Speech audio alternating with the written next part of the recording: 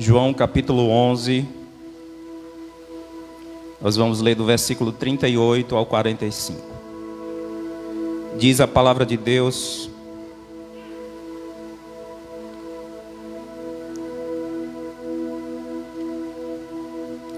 Jesus, agitando-se novamente em si mesmo, foi até o túmulo, que era uma gruta, em cuja entrada tinham colocado uma pedra. Então Jesus ordenou: tirem a pedra. Marta, irmã do falecido, disse a Jesus: Senhor, já cheira mal, porque está morto há 4 dias. Jesus respondeu: eu não disse a você que se cresce veria a glória de Deus? Então tiraram a pedra. E Jesus, levantando os olhos para o céu, disse: Pai, graças te dou porque me ouviste. Eu sei que sempre me ouves, mas falei isso por causa da multidão presente, para que creiam que tu me enviastes. E depois de dizer isso, clamou em alta voz: Lázaro, venha para fora. Aquele que tinha morrido saiu, tendo os pés e as mãos amarrados com ataduras e o rosto envolto num lenço. Então Jesus lhes ordenou: desamarrem-no e deixe que ele vá. Amém, igreja? O tema da mensagem desta noite é: se creres, verás a glória de Deus. Amém? Você pode dizer para alguém que está aí perto de você: se creres, verás a glória de Deus?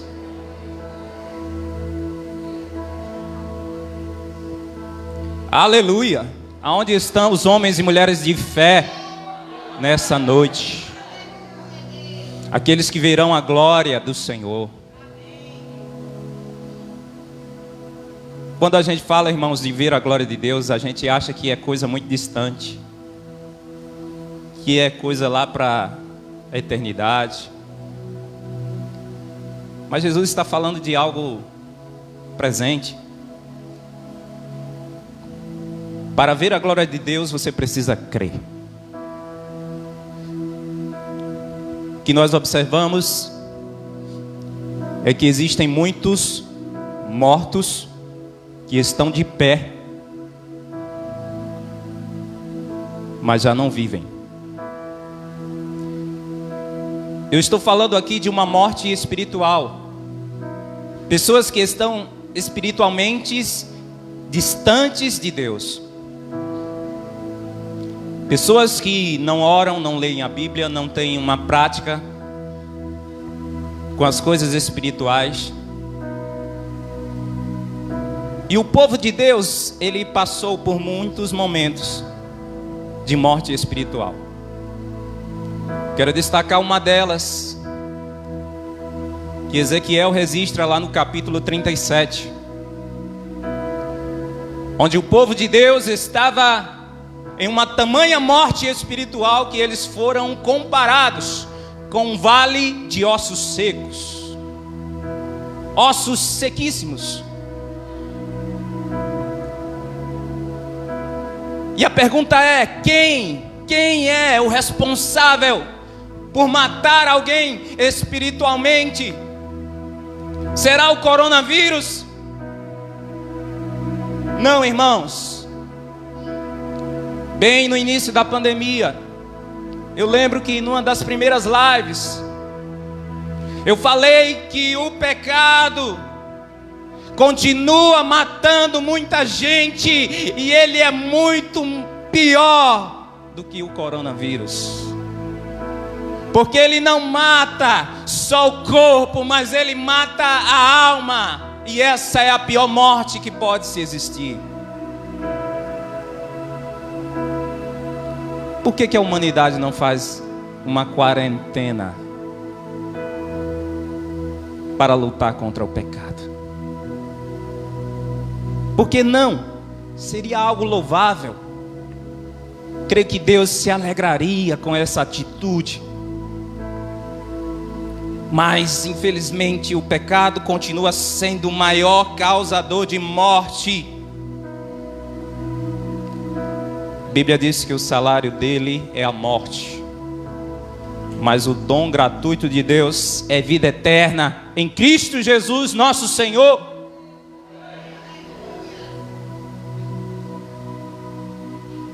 A Bíblia fala ainda em Isaías 59. São os pecados de vocês que os separam do seu Deus. São as suas maldades que fazem com que Ele se esconda de vocês e não atenda às suas orações. A pergunta é, espiritualmente falando, hoje você se considera o quê? Você se considera alguém que está vivo na presença do Senhor, ou alguém que está espiritualmente morto? Mas eu quero dizer para você que existe um remédio para o pecado, e existe um milagre de ressurreição espiritual.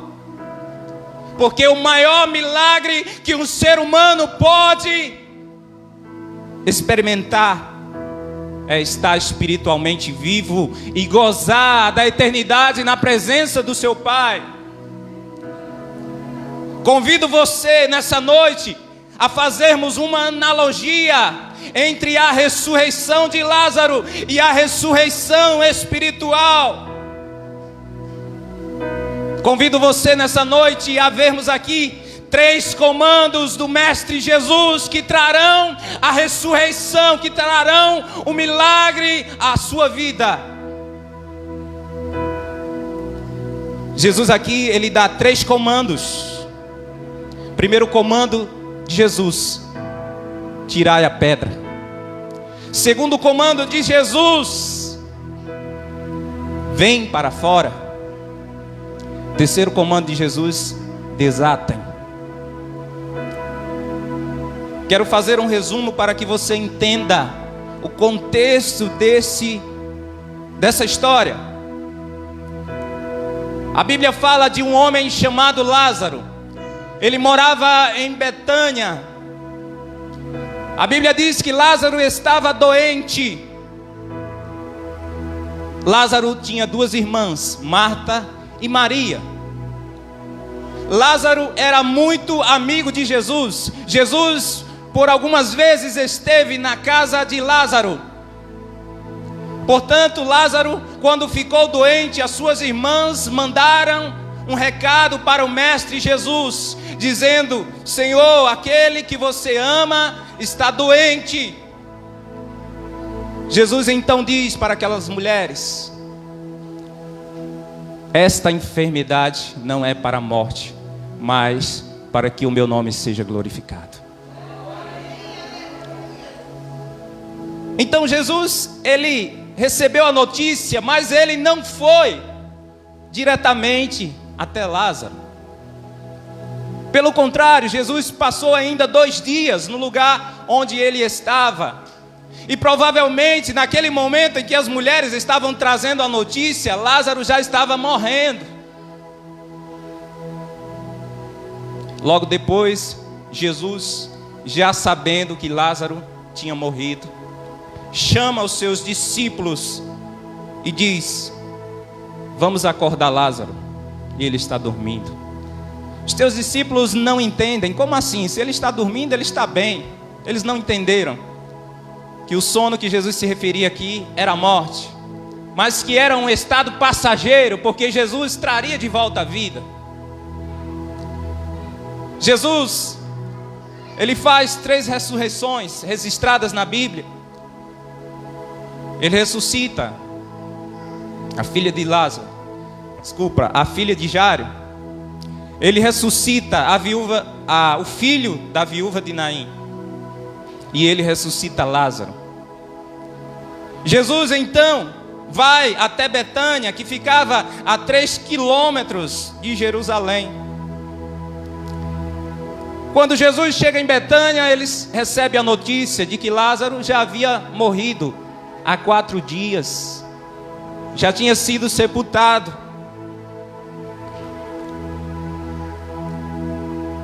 As irmãs de Lázaro, Marta e Maria, elas tinham esperança de que se Jesus estivesse ali, no momento em que Lázaro estivesse doente, ele não teria morrido. Isso fica claro nas suas falas, nos versículos 21 e 32. Se o Senhor estivesse aqui, o meu irmão não tinha morrido, porque eles já haviam presenciado o poder do Mestre Jesus sobre as enfermidades. Jesus já havia curado um cego no capítulo 10. Os outros judeus ali presentes também compartilhavam do mesmo pensamento. Eles até provocaram no versículo 37, dizendo: será que ele que abriu os olhos aos cegos não poderia fazer com que Lázaro não morresse? Aquele povo estava pensando que a morte era grande demais para o mestre resolver. Eles pensaram: não, uma cegueira ele é capaz de curar, mas uma ressurreição?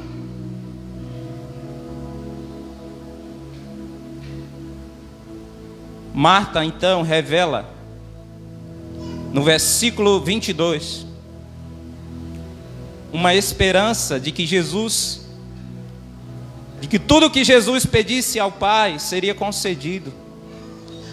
Marta diz: mas eu também sei que mesmo agora tudo que o Senhor pedir a Deus, Ele concederá. Jesus disse para Marta: Marta, seu irmão vai ressurgir. Mas ela não, mais uma vez não entende. Ela diz: sim, Senhor, eu sei que ele há de ressurgir na ressurreição dos mortos no último dia. Marta achou que o milagre seria para dias muito distantes. Marta não estava entendendo o milagre. Mas Jesus, ele dá uma injeção de fé em Marta. E faz uma poderosa declaração nos versículos 25 e 26. Então Jesus declarou: eu sou a ressurreição e a vida. Quem crê em mim, ainda que morra, viverá. E todo que vive e crê em mim não morrerá eternamente. Você crê nisto? Irmãos, Jesus diz algo poderoso nesses dois versículos, que talvez você não tenha se atentado. Jesus não diz simplesmente que ele vai realizar a ressurreição de Lázaro, ou que ele será a causa da ressurreição nos últimos dias. Ele diz algo muito mais forte. Ele diz: eu sou a própria ressurreição e a própria vida. O poder de Jesus manifestado sobre a morte, ele tem poder para ressuscitar não somente o teu corpo, mas também o teu espírito. Ele tem poder para ressuscitar aqui e agora e nos últimos dias. A ressurreição e a vida eterna estão plenamente ligados em Cristo Jesus, porque Ele se apresenta como sendo a própria ressurreição e a vida. A ressurreição e a vida estão incorporadas no próprio Cristo, e delas se apossa aqueles que creem. Aquele que vive e crê em mim não morrerá eternamente. Percebam, queridos, que aqui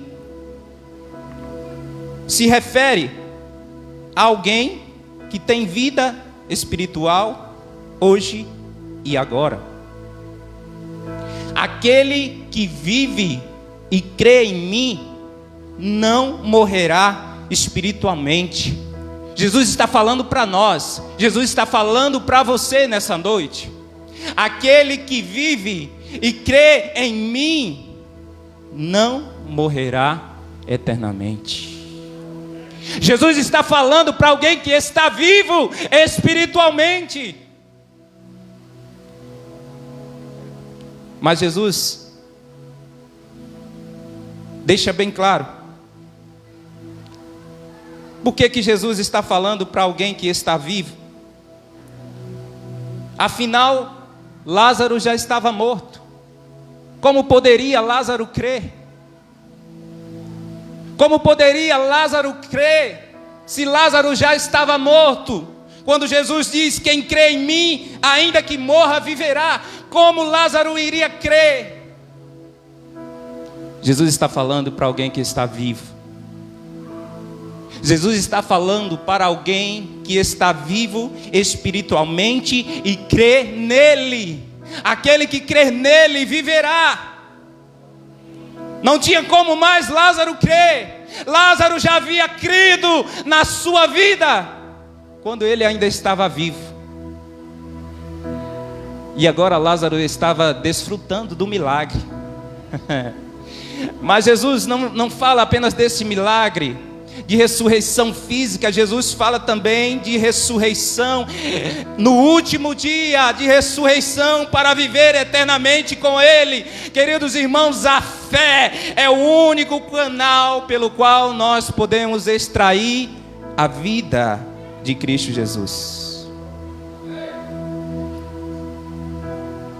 Marta respondeu: sim, Senhor, eu creio que o Senhor é o Cristo, o Filho de Deus, que devia vir ao mundo. Marta então, ela chama sua irmã. Sua irmã também diz a mesma coisa que ela: se o Senhor estivesse aqui, eu não teria morrido. Ela lança-se aos pés de Jesus em um sinal de humilhação. Alguns judeus que estavam presentes se unem ao sentimento daquela família, ficam bastante contristados. A Bíblia registra que Jesus também chorou em sentimento de tristeza pela morte do seu amigo amado Lázaro. Jesus então pergunta: onde o puseram? Eles então dirigem Jesus até um túmulo. E Jesus, ali próximo ao túmulo, dá aqui o seu primeiro comando para o estabelecimento da ressurreição. Jesus diz: tirai a pedra. Irmãos, Marta ficou perturbada com esse comando. Ela diz: Senhor, mas já cheira mal. Já faz 4 dias. Sempre tem alguém que tenta, atrapalhar a nossa fé, a nossa confiança. Sempre tem alguém para nos desestimular. 4 dias já havia se passado, o corpo certamente já estava se decompondo. Mas existia um significado poderoso nesses 4 dias. Irmãos, Jesus, ele se atrasou um pouco antes de ir até Lázaro. Eu creio que o mestre, ele fez isso propositalmente. Sabe por quê? Porque existia uma crença entre os judeus que uma pessoa só era dada realmente como morta depois de 3 dias. Porque eles acreditavam que durante os 3 primeiros dias, a alma da pessoa, ela ficava ali tentando retornar para o corpo. E depois do 3º dia, quando ela via que não conseguia retornar para o corpo, ela então tomava o seu destino. Ou seja, Jesus aparece no 4º dia. Jesus está querendo deixar o milagre de forma legítima e evidente. Não restaria dúvida, porque se Jesus ressuscitasse Lázaro dentre os 3 primeiros dias, os judeus, tomados pela incredulidade, iriam dizer: não foi ressurreição. a alma voltou para o corpo. Não foi ressurreição. Mas Jesus só opera o milagre no quarto dia. O quarto dia não é um dia de atraso, porque o Mestre Jesus, Ele não se atrasa em nosso favor. Ele chega no momento certo. Tem gente achando que Deus está atrasado em seus propósitos. Não, irmão, nunca, jamais. O tempo de Deus é sempre perfeito. Deus sabe o que faz do tempo. Jesus decidiu chegar no quarto dia para legitimar o seu milagre, para que a fé fosse gerada no coração daquelas pessoas. Por mais que o momento pareça improvável para que o milagre aconteça, ainda que te digam que já é tempo demais, que já cheira mal, que não tem mais lógica, para Deus ainda é possível. Para Deus ainda é possível trazer vida. Sem explicar o seu propósito, Jesus incentivou a fé de Marta. Jesus disse: se creres, verás a glória de Deus. Se creres, verás a glória de Deus. Irmãos, o que é fé?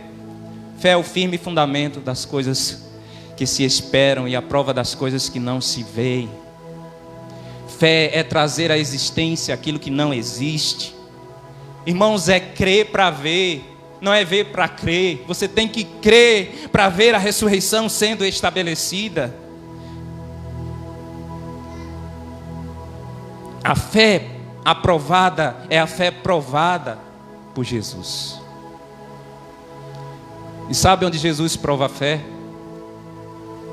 Jesus disse: tirai a pedra. Ora, irmãos, se Jesus tinha poder para ressuscitar, Jesus não tinha poder para mover aquela pedra?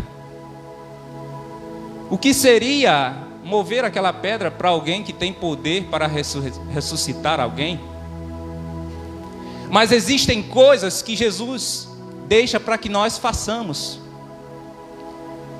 Remover a pedra cabe a nós. O milagre da ressurreição cabe a Ele. Ele não vai fazer aquilo que nós podemos fazer. E Ele diz: tirem a pedra, tirem a pedra. E eu vejo a pedra aqui, irmãos, como sendo a incredulidade.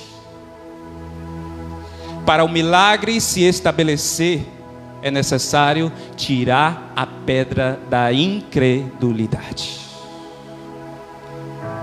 Primeiramente, a pedra, ela foi removida. A fé cabe a você. O milagre da ressurreição cabe a Ele.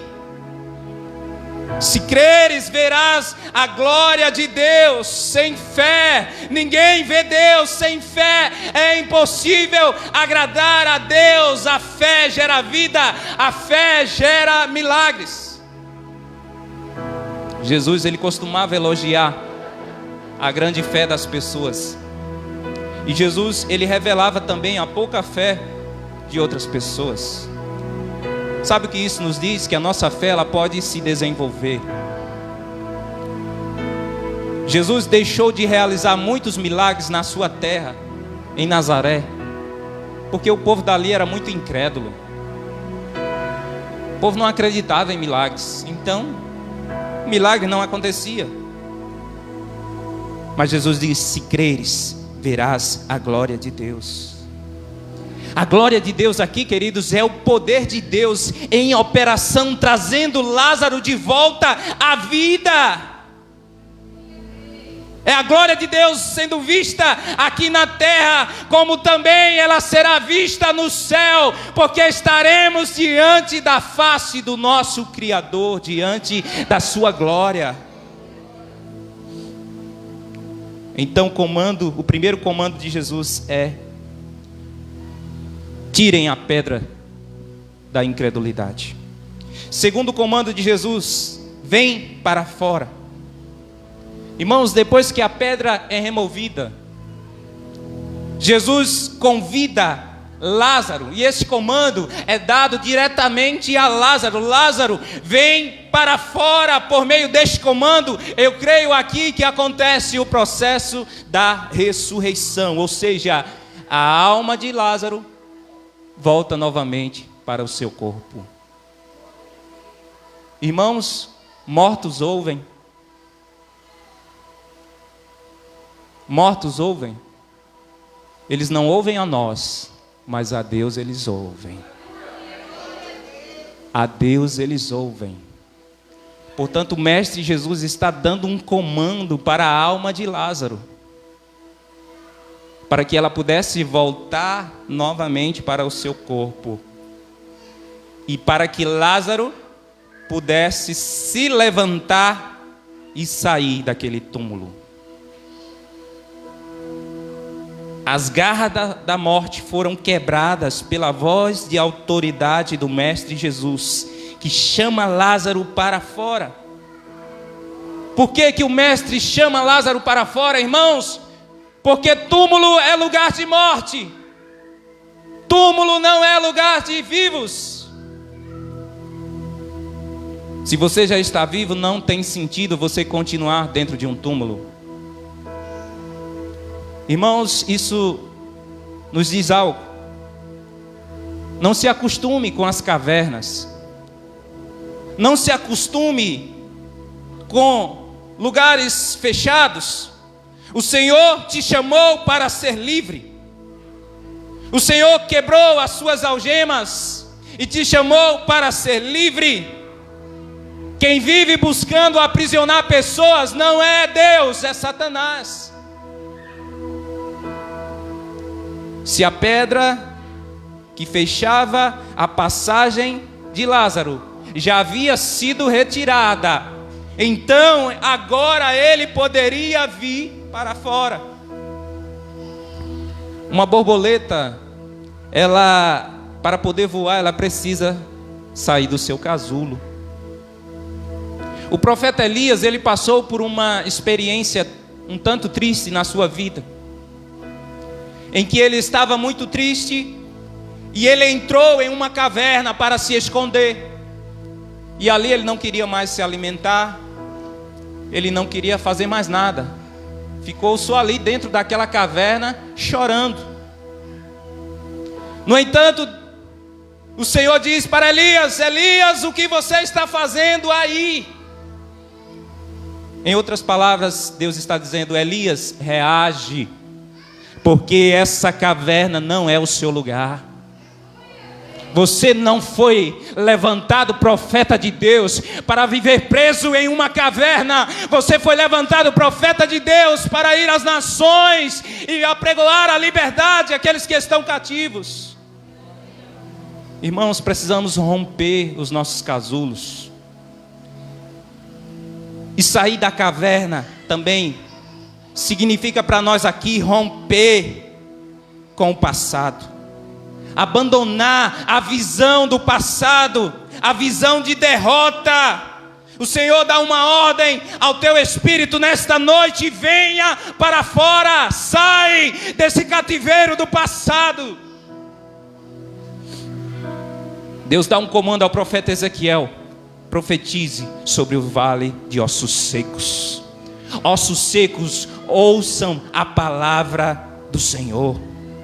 O profeta anuncia, mas o comando é de Deus. O mesmo Deus que soprou sobre o vale de ossos secos é o mesmo que te diz nesta noite: vem para fora. Eu quero trazer vitalidade para você. O segundo comando, então, é o abandono de um passado negativo. O Senhor te chama para fora. O Senhor te chama para abandonar o teu passado e viver um futuro feliz ao lado dele. O último comando do Senhor é: desatem. Irmãos, Lázaro já estava vivo. Lázaro atende ao comando do mestre e ele sai para fora. Como ele veio? Não sei, provavelmente saltando, pulando. Sabemos que naquela época as pessoas eram completamente atadas, completamente amarradas. Hã? Com lenços. A Bíblia diz que ele estava com muitas ataduras. Até o seu rosto estava envolto num lenço. Irmãos, Lázaro estava vivo, estava fora, mas ainda havia algo que lhe atrapalhava. Lázaro estava com os pés e mãos amarrados com ataduras e com o seu rosto envolto em um lenço. As ataduras limitavam os seus movimentos, as ataduras atrapalhavam a sua visão, a sua respiração. Sabe o que o Senhor está dizendo? As ataduras do pecado às vezes querem atrapalhar a nossa caminhada cristã. Mas o Senhor está dando um comando nesta noite para que elas sejam removidas. O Senhor está dizendo: desatem. Satanás quer nos escravizar no pecado, mas Jesus Cristo veio para nos libertar das amarras do pecado. Desatem o nó da impiedade. Quebrem as correntes da escravidão e sejam livres do pecado em Cristo Jesus. Amém, irmãos? Convido você a ficar de pé. Nós vamos celebrar o momento de ceia.